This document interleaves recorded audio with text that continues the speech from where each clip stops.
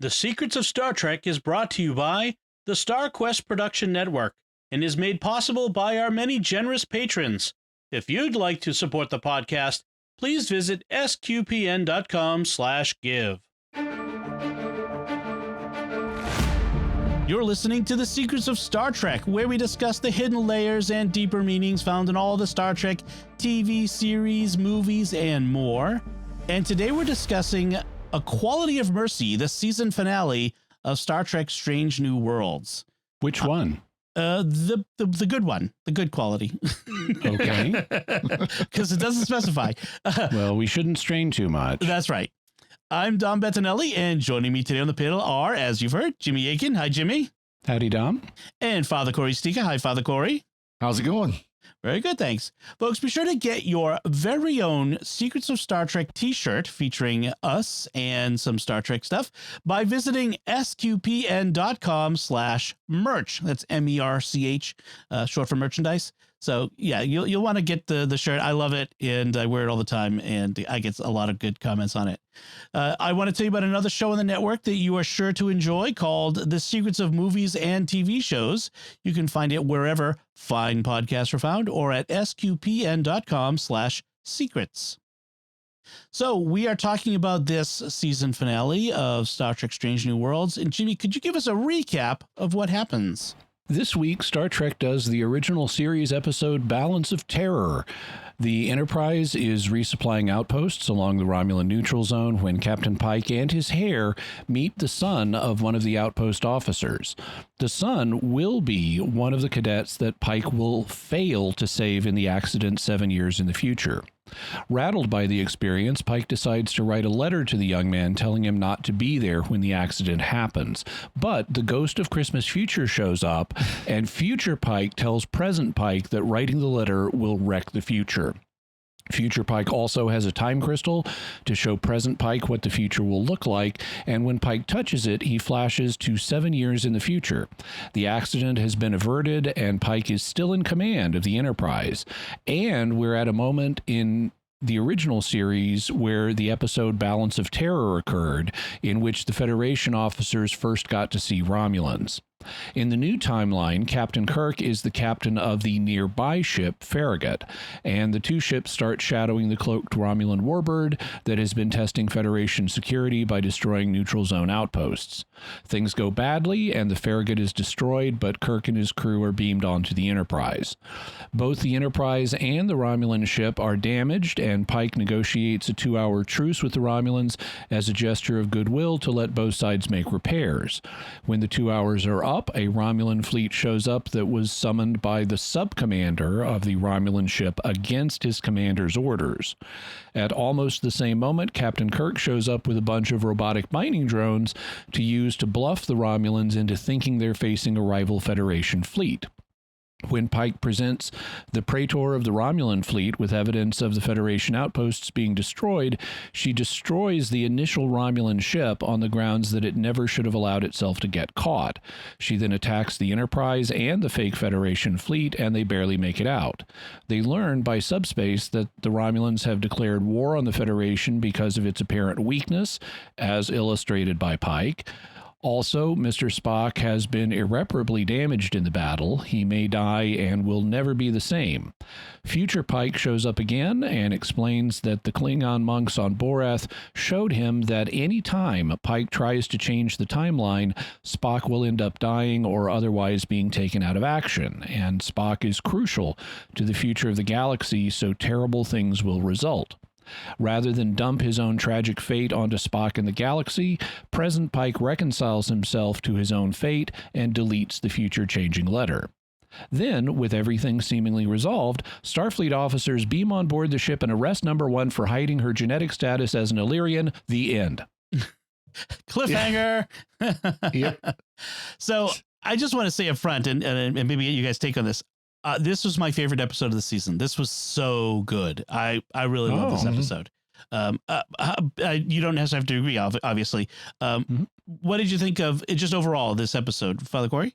I thought this was very, very well done. And it was interesting. I know we'll talk more about it, but they made some directorial choices, some acting choices, and so on that mirrored almost exactly Balance of Terror. Last night I watched Balance of Terror and then this, and I mean, there's lines just right out of it. There's Pike when he's walking around the bridge and he's moving his hand across the console. That's right out of Balance of Terror. Stuff like that. I mean, so they really played this up that this is the same event, just with Pike at the helm instead of Kirk. Yeah. And so it was really, really well done. I really enjoyed this. It was a fun episode. It was an interesting episode. It really was a great send off for the first season. Jimmy, your overall take? I enjoyed it. I thought it was a good episode. I thought it was a bit of a downer to end the season on. Especially given that the cliffhanger we get is not integral to the story. I mean, it's a last minute thrown in thing that's just there to preview what's going to happen next. It's not, it doesn't grow out of this story. It's not like in Best of Both Worlds in the next gen, that was a 2-parter where you put them in the worst possible spot and then you have your cliffhanger, and now how are they going to get out of it? Well, in this, the main story is all wrapped up.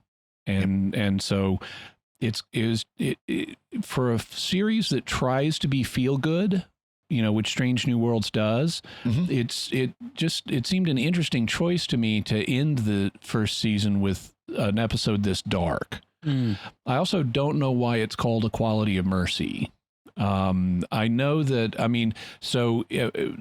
properly you would expect it to be The Quality of Mercy, but there's already a Babylon 5 episode called that. So maybe that's why they changed it from The Quality of Mercy to A Quality of Mercy. But I still don't understand why they call it that.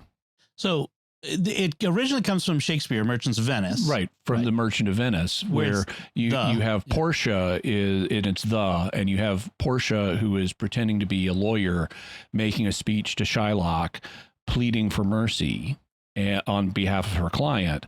And so the completion of the line is the quality of mercy is not strained. It drops from the heavens and blah, blah, blah, blah, blah. And mercy is this godlike quality that we should all emulate and so forth. And I don't understand what that has to do with this episode, because the whole point is Pike was too merciful in dealing with the Romulans and everything went to hell.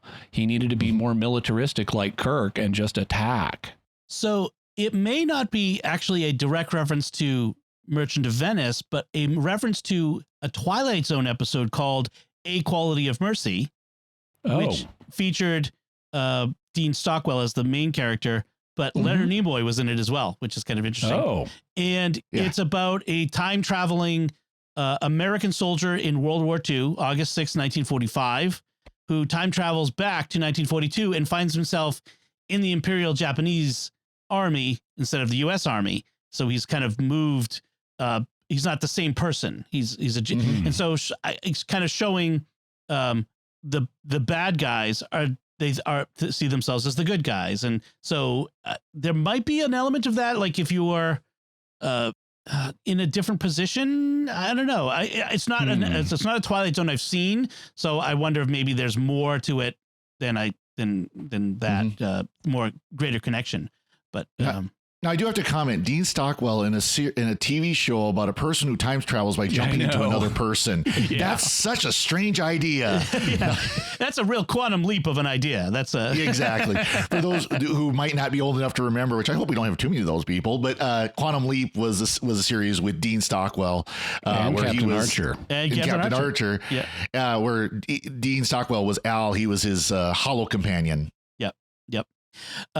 So that might be where the title comes from. I think the connection. Okay, still don't know why they're calling it that, but at least it has time travel in it. Yeah, and I wonder if it's kind of playing off Balance of Terror, Quality of Mercy, Balance of Terror, kind of doing that same. There's an alliterativeness to it. Yeah, or at least but what we're getting really is that we're talking about basically the nature of free will and the determinacy of the timeline. You know, that. Yeah, I also like to see the nice subversion of Federation ideology in this, that because it's nice to see that let's talk doesn't always work. Yes. That Kirk in TOS was, you know, even as much as he kind of shot from the hip at times, it was effective and for a reason.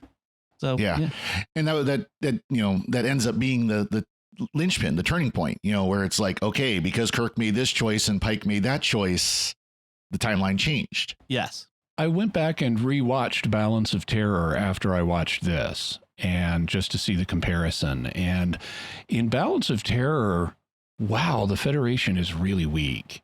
Because the Romulans, they've got these 8 asteroid listening outposts on the neutral zone. And the Romulans have sent a single ship that has destroyed 4 of them. And in response, the Federation sends 1 ship, the Enterprise, to investigate. And they have ordered them, not at all costs, do not start a war with the Romulans. And the Enterprise is to be considered expendable to avoid starting that war. And it's like, wow, this is a super hyper Cold War cautious posture. This is you guys are asking for invasion. If you're not defending yourselves. I mean, if we had Russians blowing up our stuff in the Cold War, we would retaliate, and we wouldn't just send 1 ship and have it be. I mean, these guys are committing acts of war. They have crossed the neutral zone. They have broken the treaty. They have destroyed 4 of your listening outposts. That's an obvious prelude to an invasion. Stop them from listening to us so that they don't know what we're doing when the invasion comes. The Romulans are provoking a war here. Selling this as, oh, we're testing their defenses. No. You're blowing up listening posts. That's a prelude to invasion. Now, just to point out to folks who may be new to our show, we've talked about Balance of Terror already. I'll put a link to that in the show notes, so you can hear our full discussion of that episode there. I note that the Balance of Terror came out in 1966, just a few years after the Cuban Missile Crisis. So this is the height of the Cold War. And what we're seeing is what happens when we have this mutually assured destruction. If you attack us, we'll destroy you. And that's what holds us back. And what happens when the balance someone gets a huge advantage in technology or capability. And that's what the Romulans have here with the cloaking device and this plasma weapon, is they've gotten this huge advantage. And if we are not able to show them that we can respond, that we're going to be destroyed. And so the Federation is weak in comparison to the Romulans here. And I think that's one of the things we're showing in this. In the original Balance of Terror, there is more of a technological balance, because even though the Romulans have developed this super weapon, they don't have warp drive. They have impulse drive. And so the Federation ships are much faster than the Romulan ones, but less powerful. Right.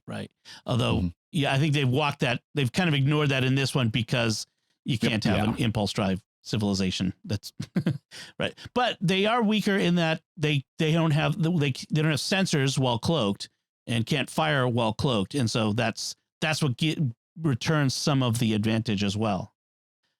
So we start with the USS Cayuga with Pike's girlfriend. I never got her name, by the way. Captain Patel. I'm looking here, Memory Alpha. He's made her breakfast, which is leftover spaghetti, egg, and cheese lightly sauteed, which he calls pasta mama. I may try that with egg, and it's like, that's just carbonara, isn't it? Well, without bacon. Also carbonara it's a sauce, whereas I think this is more omelette-y, is my guess, is that he's making more an omelette-y. I guess it just looked like more like the egg coated the noodles. I'm sounds gonna, good either way. Make it, and you can hear me talk about it on the Raising the Bets with my wife Melanie. We talk about food and cooking there. We mentioned the outpost commander's son. And when Pike hears the son's name, like, he didn't make the connection to the outpost commander's name, the last name, but as soon as he hears the son's name, who's got a question for Pike, he wants to ask him something really, technical about the Enterprise. Pike is shook, as they say, Yeah, and has to leave the room. So this is interesting. In the original Balance of Terror, the commander of Listening Outpost 4 is Commander Hansen. And in this, they retcon that, number one, so that he has a Middle Eastern origin. And also his name is Commander Hansen al-Salah. Yeah. And which, if I'm thinking about it, shouldn't that be pronounced as-Salah? S is one of the sun letters in Arabic, if I'm not mistaken. But in any event, it would be spelled al-Salah. And his son is named Ma'at al-Salah. And so I'm guessing they're from Egypt, because Ma'at was the ancient Egyptian goddess of justice and balance and so forth. And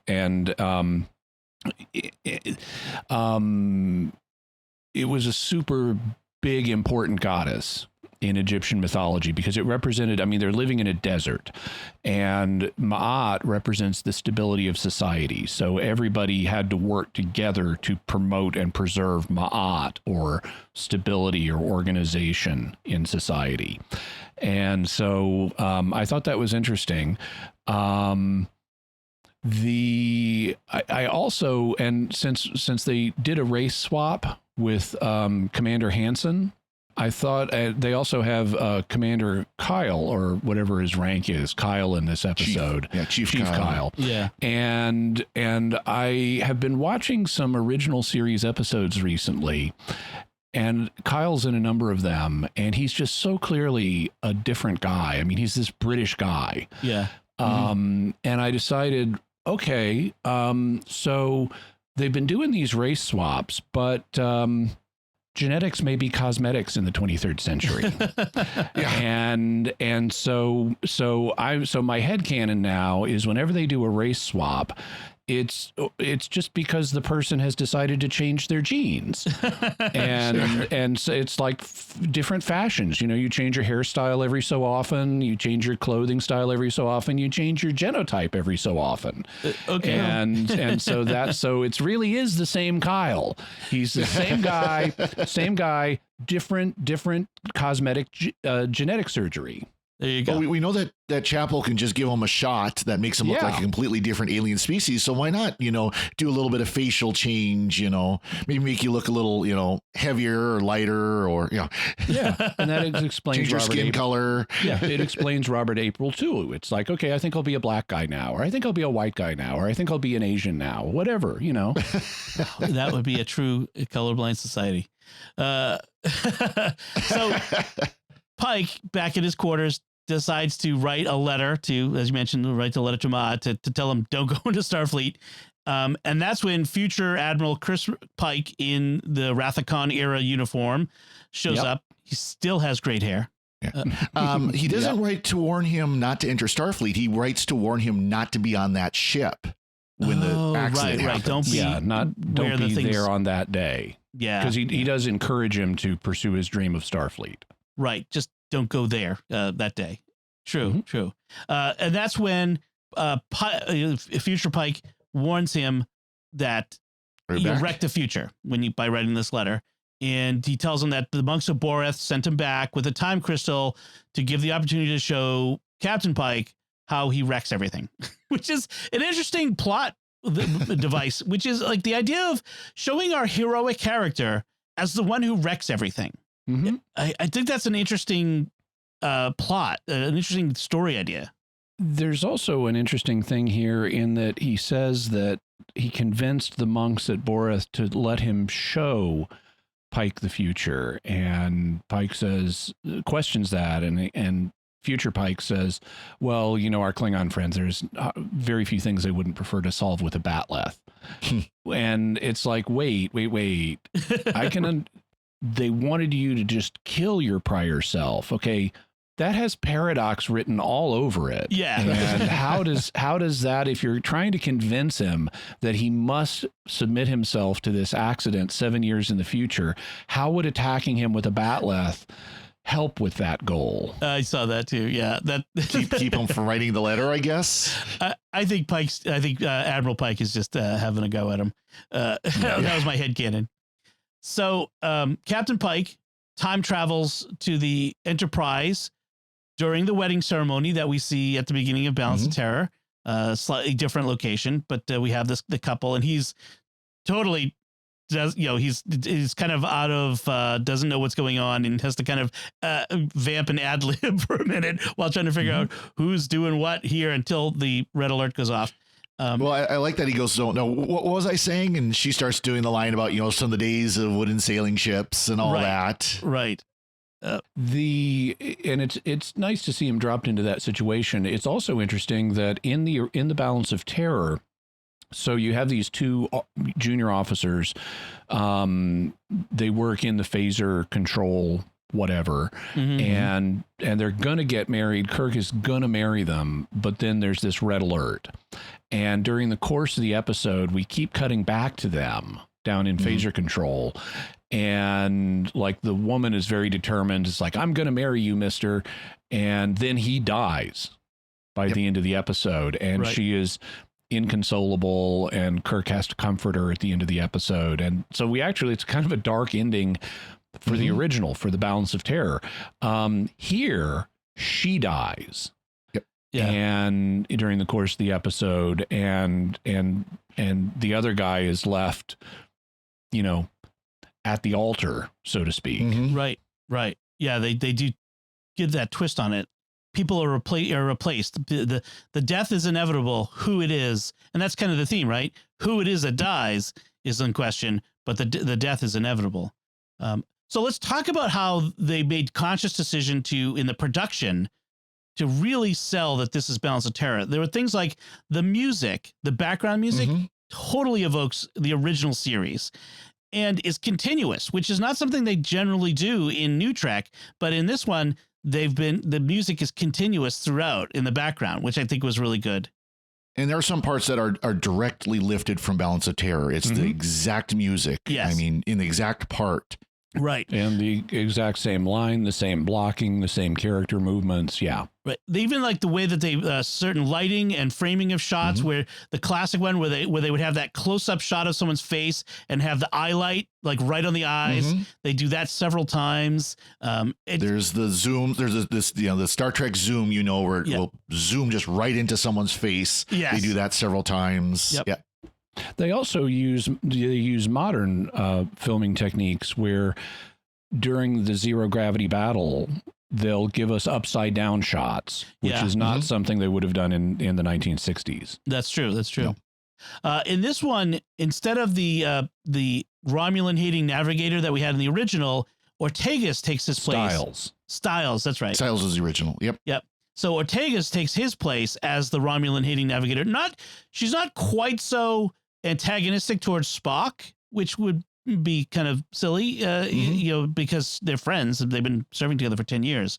But she's still a little suspicious of him when it turns out the Romulans look like Vulcans.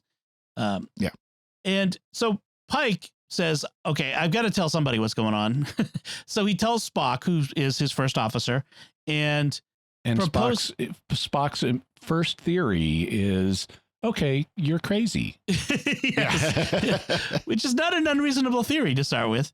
But Pike's the one who proposes the mind meld, and which Spock agrees to and then verifies the story. And so I'm like, wait a minute. Because Pike says, let's do a mind meld, then you'll know I'm telling the truth.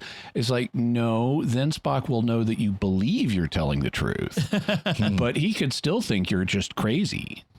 Right. Although maybe the memory is detailed. I don't know. Yeah. It could still be that you just believe it so much that it seems true to you. Spock's advice is, look, we don't know how to deal with this. So just play out the scenario as if this was real. And that's what we get. We don't have him, sort of, second guessing a lot of the future stuff. He just plays it out as this is a real scenario. And what we're getting here is Kirk is going to present the terrible future.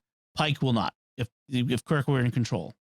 And that's when we get Jim Kirk showing up as captain of the Farragut, which is another ship, instead of the Enterprise, because Pike's still captain there. Well, and the Farragut was the ship that Kirk was on before he was on the Enterprise. Right. Hasn't been transferred because Pike didn't have the accident. So what do we think of the new Jim Kirk? This is now the third actor, right, playing Kirk after Chris Pine and William Shatner. Not counting kids. Yeah. Right. Adult Kirk. What did you think of this Kirk? He's there. He doesn't have, to me, he didn't have the charisma of the original Kirk, but he didn't really have to. I haven't seen enough of him to really have much of an impression beyond that. Yeah. I generally liked him. I generally, I think one thing I didn't like about the Chris Pine Kirk is he played the over the top Kirk, where it was the stereotypical Kirk. And when you watch Kirk, at least in Balance of Terror, he's much more thoughtful than that. Yeah. He's much more, reasonable. He's trying to think this through. He's trying to figure out what's going on. And that's what I saw in that character. Now, whether or not that's going to continue when we see him next season, supposedly, supposedly he will be showing up again in the second season. I don't know how that's going to look, but so we don't know what the character's going to be like then. But I like the way the character was portrayed. There were times where you could tell he disagreed with Pike. He did not like what Pike was choosing to do, but he was thinking it through. You could see kind of, he would kind of furrow his brow and kind of his eyes would kind of like he's thinking about what Pike is saying. Stuff like that. So he wasn't insubordinate. He wasn't flying off the handle. He was willing to follow Pike's lead. All that was good. Yeah, there's the one time in Pike's quarters where he was kind of questioning Pike, and Pike said, and by the way, you're on my ship after yours just got destroyed. And he goes, fair. Right. Yeah, the Chris Pine Pike, not Pike, the Chris Pine Kirk was younger. So for some reason they had him just out of the academy and being captain of a ship, which was ridiculous. We'll be talking about that soon. That actually is coming up in our rotation soon. Oh, that's right. I liked someone's analysis of that movie where, all the senior officers in Starfleet have been killed. And Kirk is like, hey, my name's Halsey. Why don't you make me a captain? And it's like, right. So this guy's older and a little bit wiser. I heard some criticism of the appearance of this actor, that he looked too much like Jim Carrey, and they spent the whole time imagining him as Jim Carrey. It doesn't bother me so much, but okay. Which didn't Jim Carrey at one point as part of a skit do a Kirk impression anyways? I don't know if it was Saturday Night Live or that other show that he was originally on, which was a Mad SNL. TV or there was some SNL clone. But yes, he did a Shatner thing. And I'm glad this guy didn't try to do Shatner. Like that would have been weird and awkward. I'm glad he just decided to do his own take on Kirk. It's also nice that they have his brother, Sam Kirk, as a regular on the Enterprise, who can then give Captain Pike perspective about his brother, Captain Kirk. Yeah. I can imagine. I thought it was fairly fair perspective. Yeah. Although I can imagine if my brother was asked to give an assessment of me, I might not think it, all that completely accurate. Oh, come on, dude. Like, cause brothers, but he says that, Jim isn't above relying on charm or luck, as if that's a bad thing. He doesn't like to take the path everyone else does and doesn't like to lose. Kobayashi Maru. And Pike is worried that means that Jim Kirk is going to start a war. That kind of and that's really, I think, what sets Pike down as I'm going to be the not Kirk here, and maybe sends him down the wrong path because of it, because he's trying not to be the loose cannon that he perceives Kirk to be. So I don't know. I think even before he found out who Jim Kirk was, he was already on the mindset of doing as he always does. He wants to find the path of peace. He wants to find the path of let's sit down and talk over a meal. That's Pike. At least this Christopher Pike, is sit down and talk over a meal and let's hash this out. And because there are a couple of times where, Kirk said, well, let's do this. And Pike goes, okay, that sounds good. That sounds like a good plan, Yeah. There is a debate at this point over whether attacking the Romulan ship is an act of war when it's really an act of defense. Like, the act of war was destroying the outpost. Dude. Yeah. So that's kind of it was a weird debate. And that's the change point, because that same debate happened in Balance of Terror, but of course Kirk decided, no, we need to attack. And part of that was because Spock said, I agree, we need to attack. And Kirk looks at him and like, wait, you're saying this? McCoy was the only one in that episode who said, no, we shouldn't attack. He was still calling for peace. Right. Which Mbenga did in this episode. And that's another interesting aspect here is that as we discussed last time, Mbenga is serving on the Enterprise in Kirk's Enterprise, but it's not chief medical officer. Here, he's still chief medical officer. So it's kind of interesting. And no bones. Yeah. Yeah, it's interesting. I have in my notes, Enterprise bridge crew, same in 7 years. It's like, okay, it's just like on Next Gen, no promotions in 7 years. Exactly. Nobody goes anywhere. That they really want to keep that flagship crew together instead of breaking it up and letting them have a broader effect. Right. Oh yeah. I mean, a few people move on in the but fleet. Yeah. The only person who's not still here is La'an, who has gone over to become an officer on the Farragut with Kirk, and everybody else, number one, is missing. We later find out she's in prison, but everybody else is here. Right. Mm-hmm. Yeah. So to finish out the this conference room debate, that Kirk is the one that thinks they should attack to show that the Romulans can't get away with it, but Pike is the one that says we shouldn't attack. They agreed to use the same comet tail maneuver to identify the Romulan ship, but this time to disable, not destroy. And we see Pike worrying about Kirk. Another thing that's interesting is the helmsman of the Enterprise is Mitchell, not Gary Mitchell, a different Mitchell, a female Asian officer, but still a Mitchell. It's probably Gary Mitchell. Right. Just the gene swapping. Swapping. Yeah, we just gene swapped them. She's been kind of a behind the scenes. She's been like a second tier character throughout the season. So. Yeah, I just thought it was interesting. So Jenna Mitchell is the character. So Farragut's destroyed. Kirk is rescued, including the rest of his crew. La'an is now a hugger, apparently, which is I thought was a funny like, oh, we're a hugger now. Like, yes, she comes in to give him a hug. He calls her lieutenant and is like, commander. Oh, I forgot. So now we know that La'an does return to Starfleet from her leave of absence. And this also explains why all that stuff at the end of the last episode where we thought people were leaving, like Uhura and La'an, why they did that then and not in this episode is because in this episode we're in the future. So Pike offers a hand of friendship and truce to the Romulans. As you mentioned, we get that 2-hour truce to repair our ships, bury the dead, which might lead to further friendship. It's kind of a dumb thing because, like, what's this? They've already shown themselves to be the aggressor. What makes you think that they're not going to just use that time to prepare to attack you again with a device that you have no way of stopping? You have no defense against. So not a smart move on Pike's part. Yeah. At the same time, we do have similar dynamics as in the Balance of Terror. So in the Balance of Terror, the original Romulan commander, who is played by Mark Leonard, who also played Spock's father, was tired of war. And he has a tense relationship. He has a good relationship with a centurion under his command, who's an old guy who's been on a lot of campaigns with him. And then he's got a tense relationship with a junior officer named Decius. And Decius breaks radio silence and reports what's been going on in their mission to the Praetor. And here we don't have the Centurion, but we do have the Romulan commander who is indeed tired of war, doesn't want to start a war, even though you were just here provoking one. And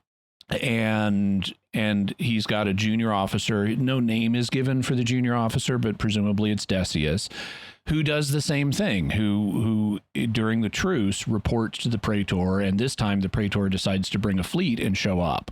Right. What did you think of the different this Romulan commander versus Mark Lenard's Romulan commander, and how it was played and how it was written? I thought this guy did a fine job, but he's not Mark Leonard. No. Yeah, it was such a good performance. I think it might be one of the things that made that Balance of Terror such a great episode was his performance there. And I saw a couple people online, especially for that famous end line in an alternate universe. I could have even called you friend, and that Mark Leonard portrayed it very differently. But then again, the contexts were very different too. When Mark Leonard did it, of course, the ship was about was going to be destroyed, and he was injured and everything, and it was it was the end of his life. But in this case, in this episode, he was the sacrificial lamb. Yeah. He was being culled from the herd. Right. And, very different context. He wasn't injured at this point, but he knew that his life was short. He was about to be blown up. In both cases, this Romulan ship is destroyed. And in Balance of Terror, it's destroyed because the Romulan commander blows it up as a matter of duty. Here, it's destroyed by the Romulan fleet as an act of punishment for having allowed itself to get caught. But in both cases, the Romulan commander explains to Pike that this is just our way. This isn't one more duty, and I'm okay with this. Right. Yep. And he does have that line that which is similar. I think it's similar to a line in Balance of Terror, but I didn't watch it, so you can tell me. He says to the subcommander, "We do not make decisions on my ship based on ego." Like, he's very much like, we're not going to go against this truce and attack because of ego to prove ourselves, but we're gonna deal with it with honor. Yeah, and there's no truce in Balance of Terror. So yeah, that's a line that's unique to this. Right. But in a different reality, I could have called you friend. It's like, yeah, okay, that's on my list. I'm keeping a list of paint by numbers cliche dialogue, and that's true. That I've heard so many variations. Oh, we could have been friends if things were different. It's like, yeah, okay, thanks. You are the same, you and I. We are the same, you and I. Okay. So Kirk comes up with a plan to deceive the Romulans into thinking that there are reinforcements coming, and takes the shuttle off to go execute the plan. We don't know what it is at this point yet, but it will eventually be, he shows up with a fleet of robotic mining ships. Yeah. Yep. And with the hope that, since we didn't know what the Romulans look like and what their ships look like, maybe they don't know what ours look like either. But I would guess they have scanners and can see that there are no weapons on board these, but we'll put a pin in that. It seems to me they ought to be able to detect that these things are not actual ships, given what they've established about their sensors. Yeah. So we get the scene of Spock is trying to get the phasers working again. He's working in a Jeffries tube, and we get an arm, and we hear, but don't see, Scotty. Yep.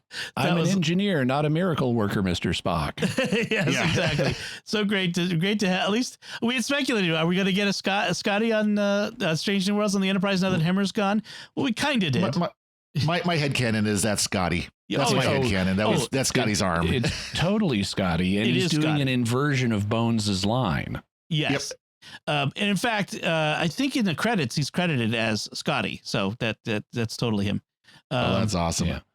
So we have the fleet of Romulan ships that show up at the last minute. The neutral zone, even though space is really big, the neutral zone is about a half a mile wide in space.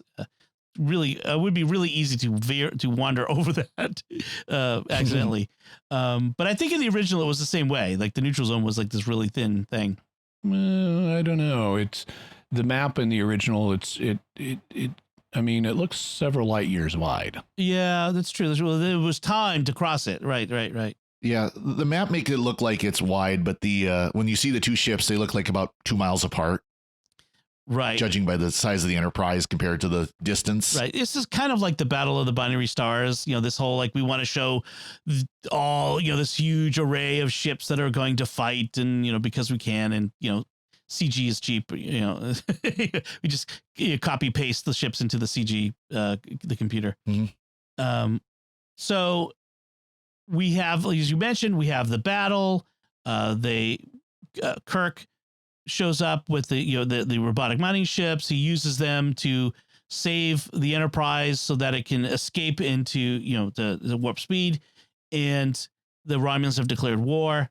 And you mentioned, Jimmy, that the bride is killed instead of the groom from the beginning of the episode. We have Spock, who's massively injured, and it's interesting. He looks like Pike will, in a sense, you know, after the accident, as he goes to Talos in the menagerie. So there's a similarity there, which is kind of interesting. And the future Pike tells Captain Pike that Spock would have been the best chance for peace with the Romulans, because as we saw in TNG, he's the one who goes, he's the Nixon who goes to China, and he goes underground on Romulus to bring about, you know, to negotiate peace and to kind of from the ground up, from a grassroots level, to change people's minds. And every time Pike changes a path, Spock dies. Spock has also lost a leg in this, and he looks like Darth Vader before he got the suit. Yeah. Yes. No. You know, one interesting thing. What was I going to say? I lost the train, but something about Spock getting injured. But I'll hopefully come back to that. So Kirk tells Pike that he's sorry it happened the way that it did. That he, you know, tried something better. That Pike did than fighting and destroying, and even though it didn't work out. But sometimes you can't avoid the fight. Yeah. I find it hard to believe that there's no way that there are ways to change the future, and they all involve Spock dying or being severely injured. I find that hard to believe. Well, and this is kind of like the I recognize it like Avengers movie, the Avengers movie, where Doctor Strange says, I viewed, you know, 1 million blah blah blah timelines, and there's only one chance of getting this right, kind of thing. You know, the same kind of deal. There's only one way this is going to work. Yes, and it requires your sacrifice, which is kind of interesting. A similar thing. There is a conversation that Kirk starts telling Pike about his background, and he talks about his father, Sir George, serving on board the ship that we see at the beginning of the J.J. Abrams Star Trek movie. Tell him about that. The Kelvin. Yep. The Kelvin, right. Spock, back in the regular time, recognizes that he owes Pike a debt of gratitude after Pike tells him what happened. And but without revealing the details of what he did with respect to Spock. Yes. And I wonder, is this the seed of what Spock will do in the menagerie? Is that the debt of gratitude being paid back? Yeah. You know that. So I kind of like that they're tying those together to really create that relationship between them. We do see that Uhura is still on board, by the way, at this, not just in the future at communications, but back in the present day, Pike's present day. So she did not leave the ship, as we were wondering. And we mentioned at the end, Una is arrested for being an Illyrian. This had come up before. Makes you wonder how they found out and whether there'll be repercussions for Pike for ignoring it. Yep. And it ends with Pike staring straight into the camera. The last shot. Determined look to go forward, because this isn't over. Yeah. Yeah. Having said this isn't over, he stares at the camera, and we go out on that. Yeah, which is a very old school. Again, I think it kind of reflects that the old school 1960s kind of shot that you would see. You wouldn't see this in a normal 21st century, the normal today Star Trek. So it's kind of a fun, that last connection to the 60s there. Now, I remember what I was going to ask about, which is how this plot of the Balance of Terror hits differently in 2022 than it did in 1965. At the height, not the height of the Cold War, but as the Cold War was pretty prominent in people's minds. What do you like? It kind of hits a little different because we're not in the same situation, right? What do you think? Yeah, no, I mean, of course, we could talk about contemporary things going on with Russia again, and kind of how that would play out today. I think could be very similar. I mean, we're not in a Cold War with Russia, but boy, it's getting a little chilly, if you want to get to that point. But so I think it could still, I think it still plays out. I mean, obviously, yes, you watch the original Balance of Terror, you do see the politics of the time. You do see the situation that they were in at the time. But again, I think that could be very easily, reinterpreted today. And I think this episode did a pretty good job of that, actually. How about you, Jimmy? What do you think of? To me, the bigger question was, do you want to invite comparisons by so directly replaying an episode from the past? In DS9, they did it with The Trouble with Tribbles, but that's a comedy episode. Yeah. And this is for drama. And so for me, the bigger concern was the artistic choice of deciding to retread a very popular known story of a dramatic nature, because there's a risk in that of you're asking for comparisons and accusations of you're not really being creative, you're just retreading stuff. Okay. So final thoughts on this one, Equality and Mercy, Father Cory?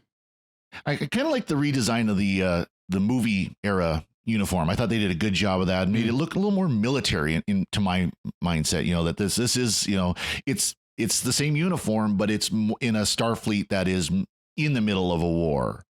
Okay. And it looks better. It doesn't have the bell-bottom pants, the baggy pants at the bottom, like the movie era uniform did.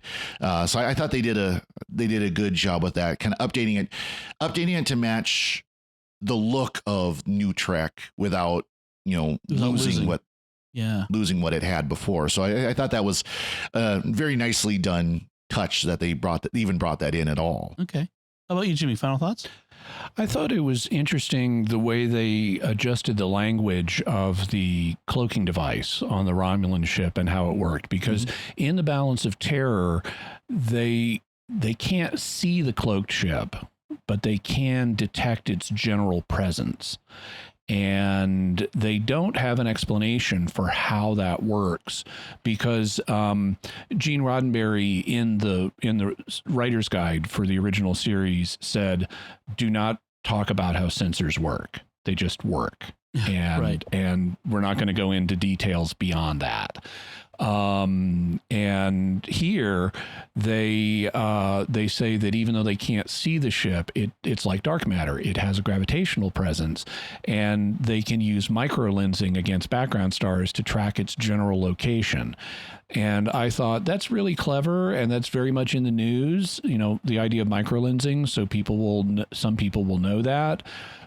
I also think it's really unlikely that something with the mass of a ship is going to be able to bend light from a star in a way that will allow you to do microlensing around it. And so I didn't think it was particularly plausible, but it was a nice contemporary spin on something that was there in the original. Okay.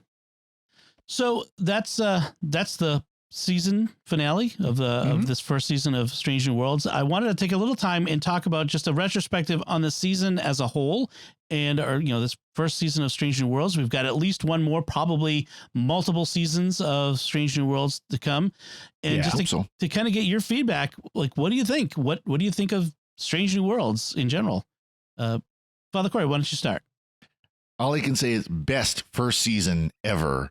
No, this was very, very good. I was looking through the list of the unfortunately way too short first season, and it was they were all good episodes at a minimum. Just good. Not some of them. Like I probably won't ever really watch the one where the kid lift us where suffering cannot reach. It was a good episode, but it wasn't like one of these I'm going to go out of my way to watch. Some of these absolutely. I'll probably watch this one again at some point. There's a couple others that absolutely would watch. Children of the Comet, I kind of enjoyed that one. Things like that. So they're even the Elysian Kingdom, just the fun episode. I enjoyed this episode, this season. I thought this was very well done. This is what we wanted.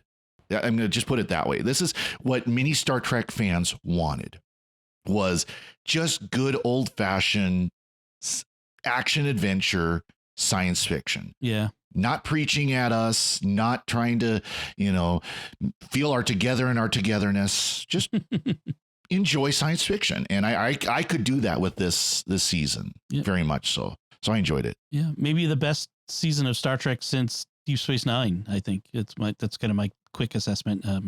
But Jimmy, what do you think about this season? Of all the new Trek, with the exception of Lower Decks, I'd agree that I think it's the best of the initial seasons of new Trek live action.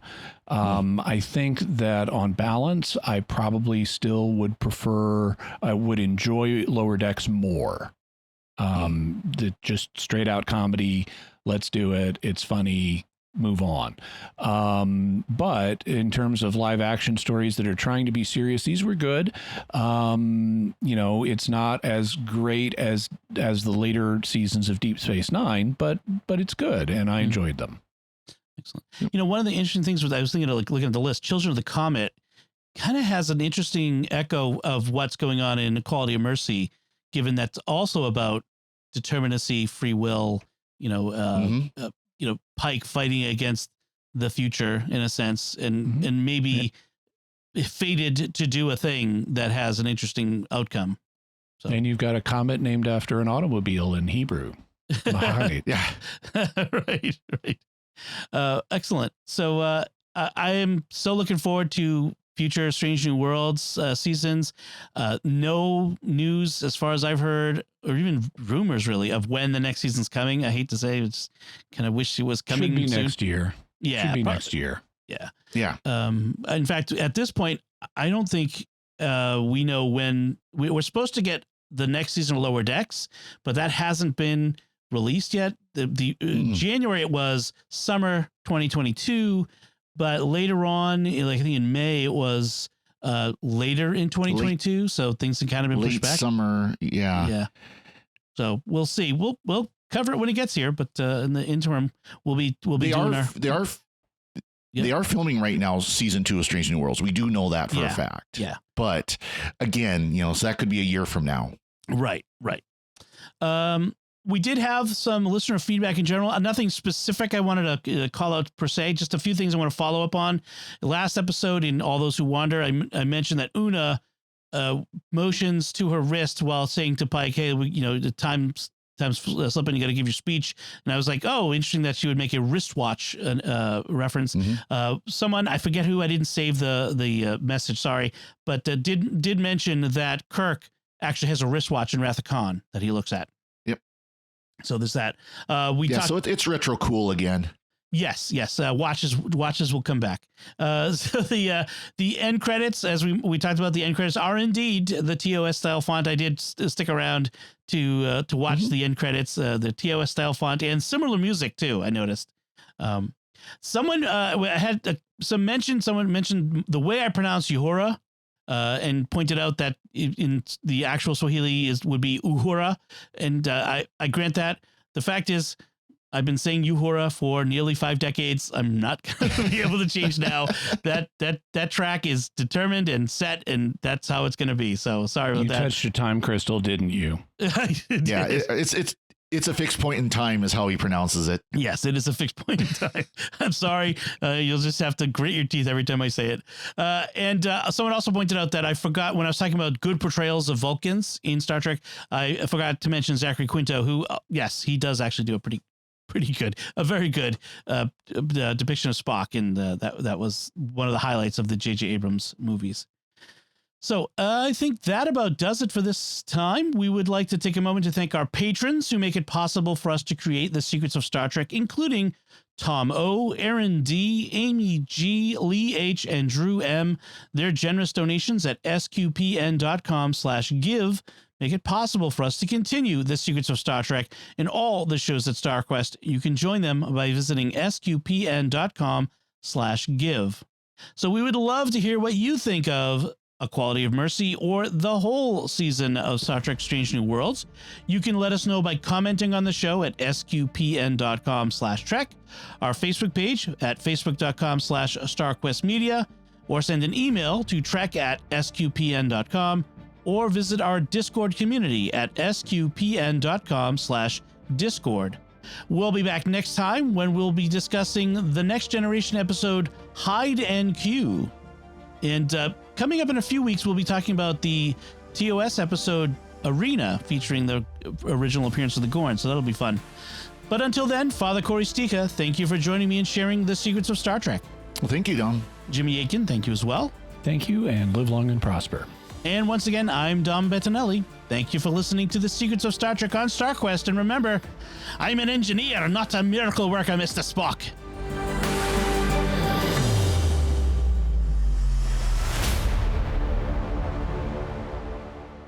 And yes, that was a Scottish accent. Sorry. That was just Irish with bits in.